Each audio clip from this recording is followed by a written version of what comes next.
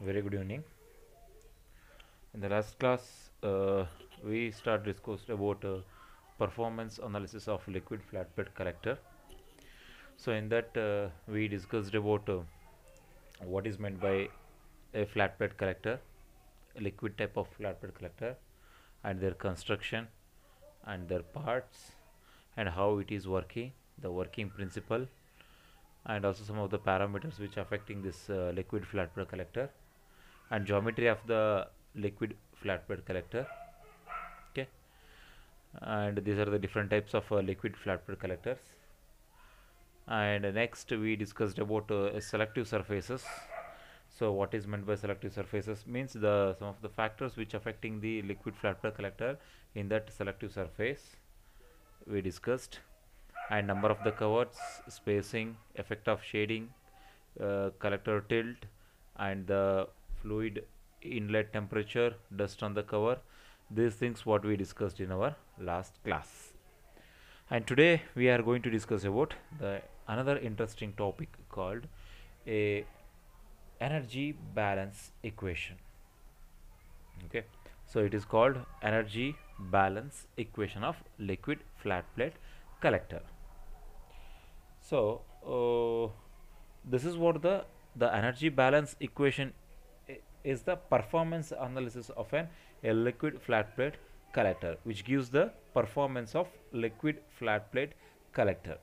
And the analysis will the first done by a steady state situation, means entire these things is studied on the a steady state situation or steady state equation, in which a liquid flow through the tube bonded on the underside of the observer plate, and the later the results of other type of a flat plate collector will also given, and a transient effect will also consider for this equation. So which means that so for this performance analysis, that is what the energy balance equation, and for this we consider a steady state situation or steady state condition. Okay, and the collector means we are getting the exact equation, okay, on the simple flat plate collector with the instantaneous steady state equation or balance equation, which is given by the equation called energy a balance equation, and which can be written as a useful energy, means from the collector a useful energy gain from the collector, the useful energy gain, okay, which is equal to energy absorbed by the collector, which is minus energy lost to the surrounding. So this is what the energy balance equation means, the useful energy gain. So how much amount of energy, useful energy, is gained by that entire system, which is equal to the energy absorbed by the collector, means how much energy is absorbed by the collector, means overall energy. So if it is collected by 100%, okay, let us assume that 100%, minus heat loss, so minus some loss 20%, 30%, so overall heat gain is 70%. Clear? So that is what the equation, energy balance equation or performance analysis of this a liquid flat plate collector means, the useful energy gain, overall useful energy gain, which is equal to observer plate collected energy minus heat loss, which gives the energy gain. Clear? And this given by a q u, a small u, a q u, that is what the useful energy gain, which is equal to energy absorbed by the surrounding, means that energy absorbed by the surrounding means the collector a plate, okay, the collector plate area, and whatever the radiation falls on that collector plate, that gives the energy absorbed. So here this is the, okay, so this is what the a collector plate, okay. So collector plate, and whatever the radiations fall on the collector plate. Okay, so that gives the total energy absorbed by the collector, so which can given by as S into AP. S into AP, that is what S is the incidence radiation. It means both beam and direct radiations as well as diffuse radiations. Yes, into AP means the area of the observer plate. The area of the observer plate. Okay, collector area. Here they given AC. In some of the equations they given AP. Okay, so S is the incident solar radiation flux. Okay, absorbed by the plate. So that is what S into AP or S into AR. Okay, that gives the total energy absorbed by the collector. Okay, minus heat loss. Heat loss means that is what Q1. It is denoted by a Q1 heat loss. So the Q1 or Q, okay, and some of the equations they given Q or Q1 heat loss, or some of the equations that is Ti minus Ta, it is also given. So that is what heat loss, the rate at which heat is lost by convection and re-radiations. First is convection, through the liquid it will heat loss, that is what convection. Second thing is re-radiation, means once the whatever the radiation is fall on the observer plate, that will reflect back. Okay, that is what re-radiations. So on the top, so by the conduction and convection, it is by either from the bottom or side of the collector plate. So this is called heat loss. Okay, so total useful energy gained by QU is equal to, the equation is A PS minus Q1. We can write it as, okay, a QU, which is equal to, okay, AP. AP means, this is what AP means, collector area into S, that is what the radiation flux, minus Q1. So Q1, that is what a heat loss due to convection or due to re-radiations by the top and side of the observer plate.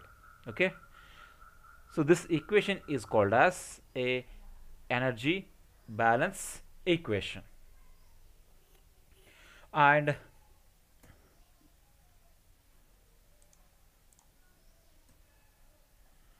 so this energy balance equation, okay, so in the some of the book they taken as QU is equal to AC FRS minus AC FRUL into Ti minus Ti. Okay, it's a useful gain of the energy. In some book they given this equation taken as this equation. In some of the books they will take QU is equal to AP S minus Q1. It's an another type of equations they consider. And the flux incident on the top cover of the collector is given by the another equation. Okay, it is given by another equation.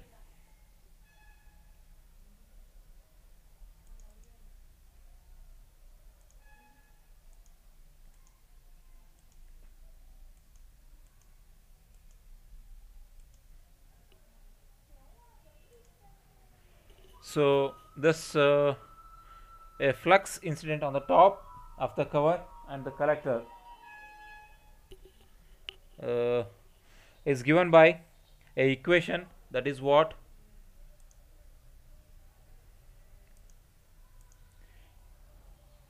high T is equal to I B, okay, R B plus I D R D plus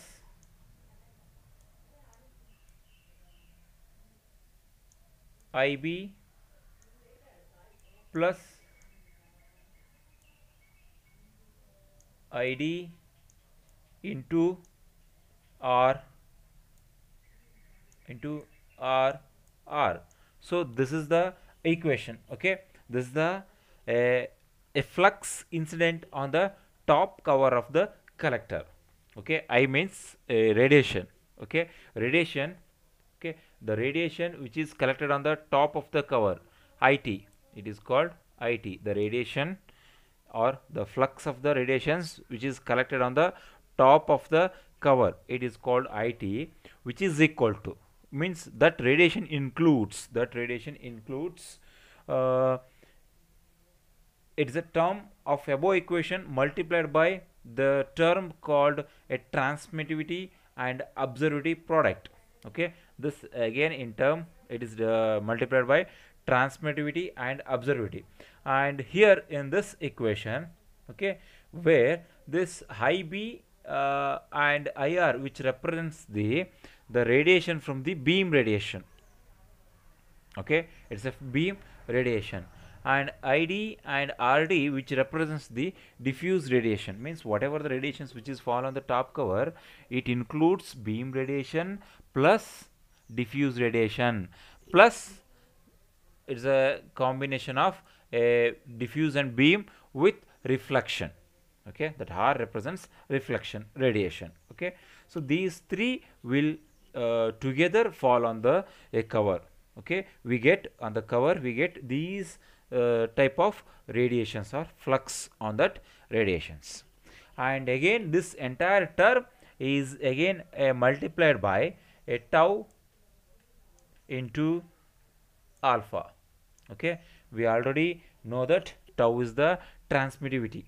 Okay, tau is the transmittivity of the glass cover, means how much it will transmit the rays through that. Okay, that represents the tau. Tau is the transmittivity of the glass cover system, the ratio of the solar radiations coming through the reflection after the reflection.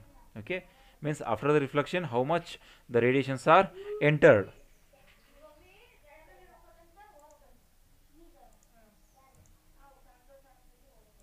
Okay, so how much it is entered at the glass air interface, and the absorption in the glass to the radiation incident on the a glass cover system, that represents the tau. Okay, and alpha represents the observability of the observer plate, means the capacity of the observer plate, means how much it will absorb the radiations. The observer plate, how much radiations is absorbed by the observer plate, that is what observability of the observer plate. And this observer plate we can increase by coating the some of the paint on the observer plate, that is what with the best with a black color, we already discussed in our second module. Okay, so these two terms we can again multiplied by the above equation. So the above equation not only with the radiations, diffuse and beam radiation, it is also includes the tau and the alpha. So tau is the transmittivity and alpha is the observability. So these two terms again multiplied by the above equation.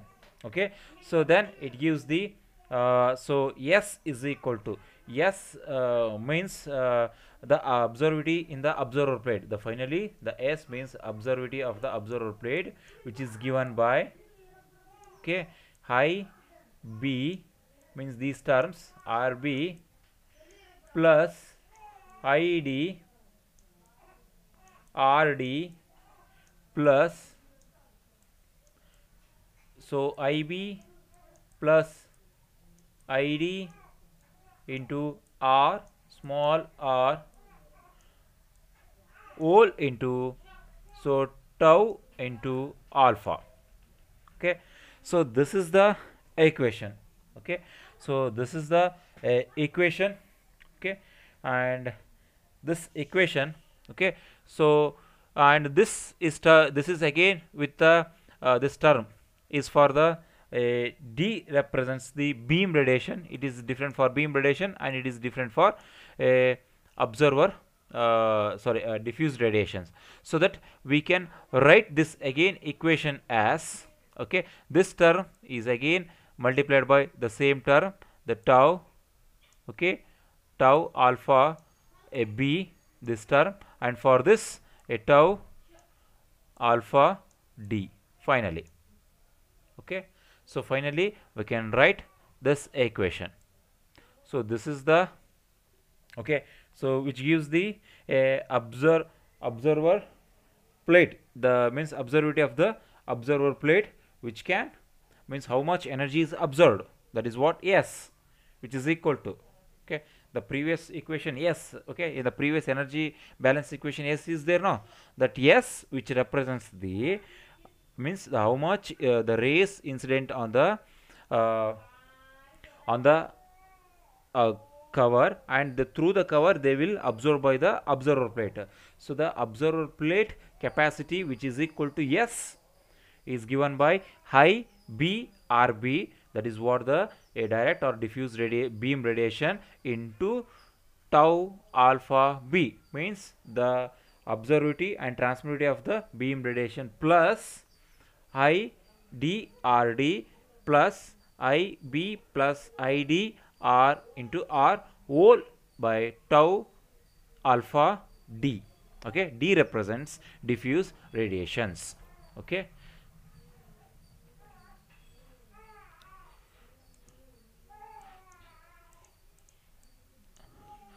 so only these terms.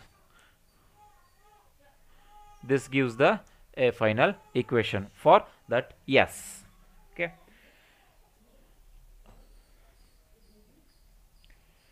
So in the other term, okay, in order to evaluate QU, okay, in the equation, if you want to find out the QU, it is necessary to derive expression for calculating the value of tau, okay, tau alpha. Okay, it is very necessary to derive the value of tau alpha, okay, and tau alpha for beam radiation, tau alpha for diffuse radiation, and Q1. So these three values, okay, it is very much necessary. Means if you substitute this S in the main energy equation, okay, and if you want to find out the total energy gain, which is again, if you want to find out that main equation, again it includes some of the unknowns like tau alpha D, tau alpha B, okay, and Q1. So these things again we needed, okay, and at this stage it will be worthwhile to define again this term, the instantaneous collection efficiency and stagnation temperature. The instantaneous collection of the efficiency is given by, okay, instantaneous efficiency, which is given by, efficiency means we already know that efficiency is equal to output, okay, so the efficiency which is equal to, we already know that efficiency is equal to a new efficiency is equal to output by input. So here output is the useful energy gain, means output is the useful energy gain divided by input, it is the total amount of radiations enter into the observer plate, that is what the input. Is it clear? So again, which is given by Q U divided by A C and high T. Okay, so this is another equation. From this again we get the QU, means the total amount of heat gain. So the instantaneous efficiency, okay, the instantaneous efficiency of the liquid flat plate collector, which is given by output by input. So the output is total useful heat gain divided by input is the radiation incident on the collector. Okay, so the area of the collector and height means incident rays, which total T means total rays, that is what we discussed, beam plus diffuse plus reflective radiations, all these collectively IT means it's a combination of all the three, and AC means collector area. Okay, so output is the QU, input is the AC into IT.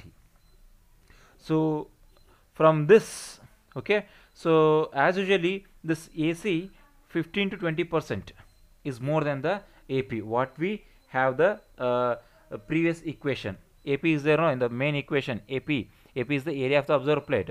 When compared to that, so this AC always having 15 to 20% higher. If the liquid flow through the collector is stopped, let us assume if the liquid flow through the collector is stopped, then there is no useful heat gain, because there is no heat. Okay, there is no heat is collected, there is no heat is observed, so that there is no gain, or there is no flow in the fluid, and the efficiency is become zero, because output is zero. Then entire thing is 0 divided by anything is 0, so the efficiency is also become 0 in this case. Okay, if we assume this, in this case the observer plate attains the temperature such that means if you equal to 0, so APS, which is equal to Q1, means if you substitute in the main equation, so if this QU, which is equal to 0, means if you substitute in the main energy equation, so then it is become 0, means 0 which is equal to APS minus Q1, that is APS which is equal to Q1. That means whatever the energy is absorbed, that is equal to energy loss. Clear? Whatever the energy is absorbed from the radiations and from the observer plate, which is equal to energy loss, that is what? Heat loss, Q1. Okay, so here the net energy is 0. The temperature which is highest, okay, that the observer a plate can be attained in a, sometimes it is referred as a stagnation temperature. Okay, so stagnation temperature means the temperature, okay, at this the temperature is highest that the observer plate can be attained. If the observer plate can attain highest temperature, okay, stagnation temperature means the temperature at which if you had the heat also, it won't raise the temperature. The temperature at which, okay, it is stagnated. Further addition of heat also, it won't raise the temperature. That type of temperature is called stagnated temperature. So at this situation, if there is heat loss is equal to whatever the observed, okay, that temperature we can refer as stagnation temperature. Okay, and the stagnation temperature is useful as an indicator for comparing a different collector designs. If you want to design a different type of collectors, so this stagnation temperature is very important, and it also helps to choose the proper material for construction of collector. So based on this stagnation temperature, they design and they will select the proper material for collectors. Okay, and as a result the time based are often convenient, and and this equation is valid and for calculating the efficiency, hourly based efficiency. Okay, and QU is the useful energy, and for in a 1 hour, kilojoules per hour, means we are taking this kilojoules per hour we are going to calculate. Okay, and the next is transmittivity of the a cover system.